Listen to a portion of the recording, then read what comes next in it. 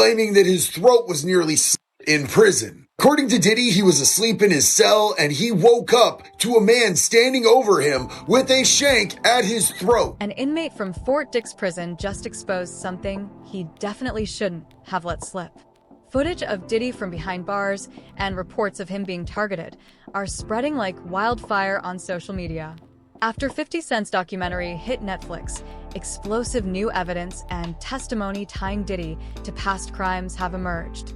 And in this video, we're diving into everything that's gone down with Diddy in prison, along with an in-depth breakdown of a major new criminal investigation that launched just last week. He is just a working class stiff while he's at Fort Dix. So when you're at a prison and somebody says, you read any good books lately, Diddy is the answer. He's the guy to go to because we got video of him at Fort Dix reporting for work in the library, where he is making recommendations and handing out different movies and books for his fellow inmates. I'm really fascinated just by the library But itself. you're seeing him here. This is him reporting to work, taking off his jacket, taking off his scarf, and settling in for a day on the job. It looks like a public school library. Yeah. It's This was the chapel, and this is the media library in the chapel, which is where Diddy's currently working. He's working in a Life Connections program, which is an 18-month program that helps rehab people, get them closer to spirituality, to charity groups, and with that, it will shorten his sentence. But in this media library, he helps inmates with religious material, rent out movies, that kind of stuff. You see him pushing a really cart interesting. with a TV on it. Yeah, I mean, he was in the laundry room when he first got there. Yeah, So this got to be his first This got to assignment. be a promotion. Yeah. It feels like a promotion. It feels like maybe he tried the lunchroom and put in a request for something different. Yeah, it does I mean, believe he is a it does media sound like mogul. he used maybe possibly some This connections. video barely scratches the surface. And what's really happening is much more sinister.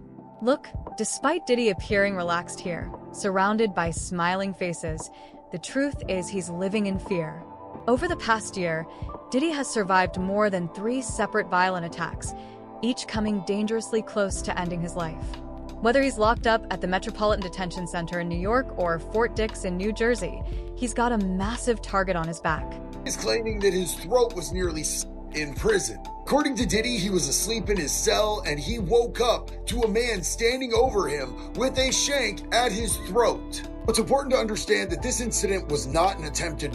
If this person wanted to Diddy, he never even would have seen it coming until he was bleeding out of his throat. This was a warning, and this was a mark of things to come for Diddy. First off, Diddy is down on a bad charge, and it doesn't matter that it's not like a child charge, it's still a sex charge, and people in prison, they don't like that. Even though it's a prostitution charge and the prostitutes that he had transported across state lines were men, it's still a sex beef. That honestly is going to seem even weirder to dudes in there. Also have to keep in mind that Diddy has a lot of money, and they're going to want that money, and they're going to get that money out of him whether he wants them to or not. Also have to keep in mind that Diddy is famous, so if you were the dude who beat up, stabbed, or clapped Diddy's cheeks, that gives you a certain amount of clout. Prison, someone is deliberately sending Diddy a clear message. Keep your mouth shut and don't drop any names. To really grasp what I'm getting at, let me break down what Diddy was actually charged with. Back in September, when authorities first locked him up, federal prosecutors hit him with serious RICO charges. Now here's where it gets fascinating. Even though this was supposedly a RICO investigation, Diddy was the only person named.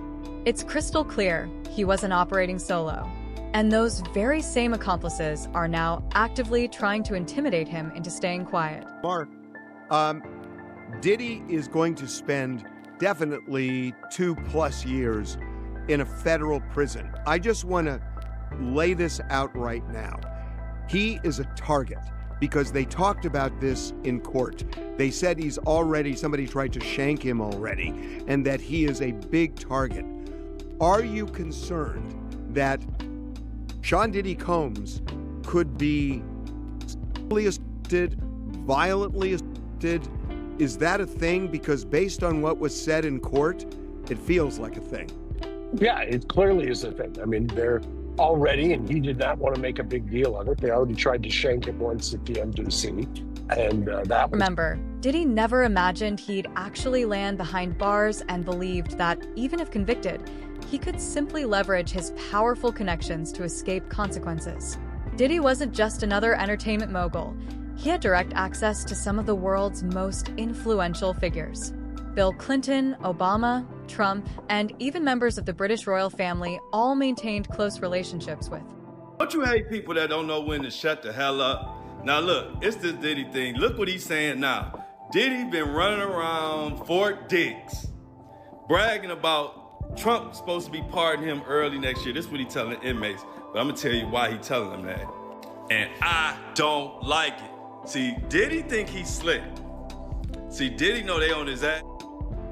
And he trying to figure out between washing clothes and all this other shit, trying to figure out how he can stay cool. My favorite thing about 50 Cent's Netflix Diddy documentary is how he built a timeline off of this information. And one of my favorite parts of this documentary is them really getting into the timeline of events when it comes to Tupac and Biggie. And it really gives us a lot of perspective from people that were close to the situation. And a lot of people allege in this documentary that they believe that Diddy was very jealous of Tupac. And they pretty much go through everything from the quad incident and Tupac believing that Puffy was behind it, like he said in the Vibe interview. And they lay out this whole timeline of the downfall happening perfectly, in my opinion. We are even hearing from Greg Kading, the detective that worked on Tupac and Biggie's case in this documentary. He is the investigator that did that proffer agreement with Keefe D way back in 2008, where Keefe D alleged that Diddy tried to offer him $1 million to take out Tupac and Suge Knight. And Tupac's trial with Keefe D is coming up very soon in early 2026. And we know that Diddy's name